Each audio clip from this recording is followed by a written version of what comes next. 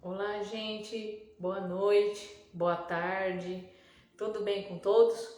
Eu espero que sim. Desde já agradeço a você que está me assistindo. Como eu já havia falado, hoje eu venho conversar com vocês sobre a parte da fruticultura. Vários tipos de espécies de frutíferas têm um comportamento específico. Por exemplo, quando eu comparo uma frutífera de clima temperado, ou seja, aquela que vem de clima frio, comparando com outra que vem de clima tropical, essas sempre terão e vão ter comportamentos diferenciados. O que seria isso, Érica? Isso significa que durante o seu manejo, desde o início de que você tem a sua condução, essas frutíferas elas vão ter comportamento na parte de crescimento, em relação à formação de flores e, consequentemente, frutos. Então, tudo vai estar diretamente ligado ao comportamento de cada uma. E outra, o metabolismo dela quando ela vai estar passando por uma estação do ano. Por exemplo, uma frutífera tropical, ela sempre vai estar com maior desenvolvimento no período de calor. E claro, tem que ter a necessidade de água. Já uma frutífera de clima frio, ela tem a formação de flores, principalmente quando ela passa por um período de frio. Nesse momento é onde que existe a diferenciação. Então, vocês já devem ter visto que algumas fruteiras elas só vão produzir se passar por algum período de um frio intenso. Muitas vezes não é nem somente baixa temperatura. Eu preciso fazer com que essa planta ela fique com mais tempo sentindo frio. E aí ela vai quebrar a dormência e fazer com que aquele broto ou aquela gema que está ali dormente forme botões florais no momento certo. Mas no caso do Brasil, em seu maior tamanho em relação a território, vocês vão ter a oportunidade muitas vezes de observar comportamento diferenciado, porque o nosso país, em grande parte, ele é especificamente de clima tropical. E por isso que, graças a Deus, o Brasil é abençoado por uma grande quantidade de frutíferas que nós temos, tanto nativas e aquelas que foram trazidas de fora e aqui se adaptou. Então, por exemplo, a jaca, que é o tema de hoje, é uma delas. Claro que tem muita gente que ama jaca de paixão, idolatra a jaca como se fosse a única fruta que existe no planeta Terra. Só que muitas vezes essas frutíferas elas não são aquelas que caem no gosto popular. Então assim, a jaca tem um gosto totalmente específico.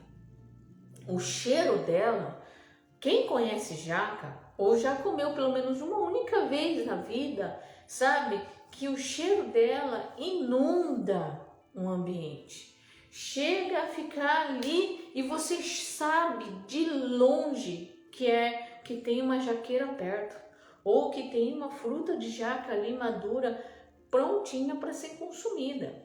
Então é uma fruta marcante, com gosto, não tem outra que tenha o mesmo sabor, não há. Então assim, é uma fruta que tem uma polêmica muito grande, tem gente que adora, que ama, mas não é aquela coisa, tá? E da jaca, no caso a fruta, aquela fruta gigante, desengonçada, meio esquisita, com aquela casca meio espinhuda, né? Quer dizer, não é um espinho que machuca, mas com aquela casca de aspecto estranho, ela pode ser consumida, ou seja, você pode comer a fruta toda, sim, até verde, tá? Você já deve ter escutado carne de jaca. Nossa, Érica, você tá doida? Quem é que já comeu uma vez na vida carne de jaca? Gente, carne de jaca, para quem é vegetariano ou para aquelas pessoas veganas, é muito conhecida. Eu, por exemplo, nunca botei muita fé. Tô falando a verdade mesmo. O pessoal falava, Érica, você já comeu carne de jaca? Tem gosto de frango. Eu falei, quê? Uma fruta com gosto de frango? Verdade. Tem gosto de frango. Mas é a jaca verde ainda. Você não pode comer a carne, fazer a carne de jaca com a jaca já madura, né? Então é interessante você comer a carne de jaca, ela verde, apesar que eu conheço pessoas que eu já provei, fez o doce da jaca, que é assim, tem o fruto que está no caroço, que todo mundo come, não é verdade? Eu já vi sorvete de jaca, suco de jaca, passa de jaca, jaca desidratada, jaca cristalizada, jaca em compota, que é a mesma coisa que, por exemplo, um doce de abóbora. Ao invés de ser os pedacinhos de abóbora, é aquele frutinho, aquela parte que fica em torno do caroço. Isso nós já conhecemos. Eu, particularmente, eu prefiro a jaca mais mole. Mas falar que eu como assim de baciada, não. Eu gosto de saborear, porque eu acho o sabor bem gostoso. Só que aquela parte fiapenta, aquela parte fibrosa que fica em volta da jaca, não é tão consumida. Grande maioria das pessoas come só o que está perto do caroço, o resto vai para o lixo, não é verdade? Há possibilidade de fazer o doce daquilo ali. Vocês sabiam disso? Então eu conheço pessoas que faz o doce daquela parte que não é comida da jaca. Você pode comer o caroço cozido, tanto da jaca verde quanto da jaca madura. Você simplesmente põe na panela de pressão e cozinha ela. Quando passa no processo de cozimento, ele acaba tirando a distringência ou aquele gosto meio marrento, né, que o pessoal fala, e fica como se fosse um aperitivo. Érica, você também, viu? Não é porque é agrônomo, vai comer qualquer coisa. Não é isso, gente. É que assim, a partir do momento que você convive com muitas pessoas, conversa com muitas pessoas, você acaba tendo a possibilidade de conhecer coisas novas. E nesses lugares eu conheci o caroço da jaca madura cozida. Tem um gosto diferente, mas eu achei saboroso. É macio, só tira aquela pelinha e você manda para dentro. Come.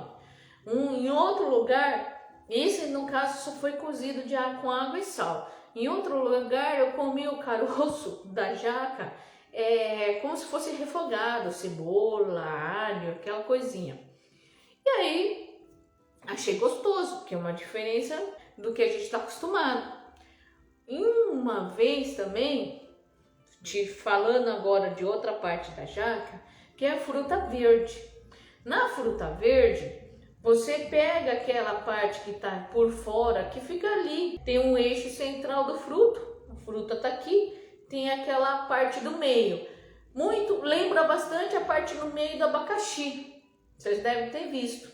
E aquele parte no meio tem aqueles fiozinhos que ficam ao redor da jaca, da frutinha. Essa parte você muitas vezes não consome. Então, quando você consome essa parte especificamente da jaca, ela não tem gosto de nada, principalmente porque ela é verde, então não quebrou o açúcar dessas fibras conforme vai amadurecendo. E as pessoas utilizam essa parte da jaca verde para preparar a carne de frango. Por que eles falam que parece carne de frango? Sabe o peito de frango, quando você desfia, fica aqueles fiozinhos? Essa parte da jaca fica da mesma forma. Só que como não tem gosto, ela vai ficar com o sabor do tempero que você usar. E assim, não vou falar que eu fui totalmente enganada quando eu comi o frango de jaca, mas que lembra um frango, realmente lembra. Não é 100% falar melhor frango que eu já comi na minha vida, não. mas realmente lembra um gosto do frango. Teve isso cozido, tá? A jaca, por exemplo, se você fizer preparada ela do caroço maduro, eu não aconselho fazer ele assado. Quer dizer, é tudo questão de paladar, não é verdade? Eu, especificamente, eu prefiro muito mesmo o caroço da jaca madura cozida. Mas me falaram que também assada fica bom. Eu não achei aquela coisa, tá? Então assim, tem vários tipos de coisas estranhos. E essas coisas assim, de por exemplo, carne de jaca, caroço da jaca madura ou verde cozido. Você pode fazer a jaca verde assada. Isso tudo, o que é? São considerados punk. Lembra? Planta alimentícia não convencional. Punk. Ah, mas jaca é punk? Se vocês levar em consideração essas partes que a gente não tem costume de comer, eu como carne de jaca todo dia, não é uma coisa que você nem sequer ouviu falar, é considerada planta punk. Interessante isso, não é? Mas Então, é partes ou a planta como todo conhecido para ser consumido, tá? Então, se for falar de carne de jaca, se for falar de caroço da jaca, verde ou madura, nós estamos considerando ela como uma punk. Agora, se é para fazer um doce, comer a parte da fruta que a gente está acostumado, que é do lado do caroço, aí já é um tipo de consumo de frutas que nós estamos acostumados. Não se esqueça, essa parte de a fruta cristalizada é bom, eu já comi. Eu nunca tinha comido na minha vida doce em barra de jaca. Eu comi isso uma vez, há muitos anos atrás, no Nordeste, em Minas Gerais. Lá em Minas Gerais teve uma pessoa, na época que eu trabalhei numa região ali do Triângulo Mineiro, que consome a jaca, fazendo a jaca em barra, como se fosse uma bananada. Então daí você vai pegar uma jaca tipo manteiga e cozinhar ali, deixar ela apurar, coloca e faz uns tijolinhos. E outra, vocês acham que vai ficar aquele gosto muito forte? Não fica. Eu acho que eu tô ficando com fome, porque tô falando só de comida da jaca, meu Deus do céu. E, particularmente, o que eu mais gostei foi a jaca desidratada. Ela madura, só que a jaca mais dura, e você põe na desidratadora e não chega a ficar croque-croque, mas fica como se fosse uma jaca passas, né? Como vão dizer. E fica bom, não é ruim não, fica legal. Então essas variações todas que estou falando para você são coisas que começaram a se formar. Porque, por exemplo, sabe por que acaba tendo um monte de produtos da jaca? Imagina um pé de jaca. Tem pés aqui em São Paulo, na região que eu trabalho, que chegou ao produtor, quantificou quantas frutas ele colheu numa única safra em um único pé. Jaca que chega em torno a 8, 9 quilos. Apesar que teve uma lá que ele falou que deu uns 14 ou 15. Mas a média não passa muito de 10 quilos. Ou até mais, dependendo do tamanho do pé. E um fruto pesando 10 quilos, imagina uma planta inteira produzindo 150 frutas de jaca numa única safra. Ele colheu num pé só. Ele tem 4 pés. Então tem uma produtividade muito grande. Fora a que caíram no chão e apodreceu. Porque à medida que você não colhe, a jaca cai no chão já bem madura e ela espatifa. Né? Cuidado quem está embaixo. Entendeu? Então, muito obrigada de coração por vocês estarem aqui sempre comigo, assistindo. quando possível, fazendo perguntas, e vamos lá. E tendo dúvidas sobre qualquer coisa, pode me perguntar, porque daí qualquer coisa lá na próxima live eu respondo para vocês. Tá bom, gente? Até mais, e não se esqueça, sábado às 18 horas no horário brasileiro da semana que vem, vou estar aqui de novo. Boa noite e até a próxima live. Tchau e até mais.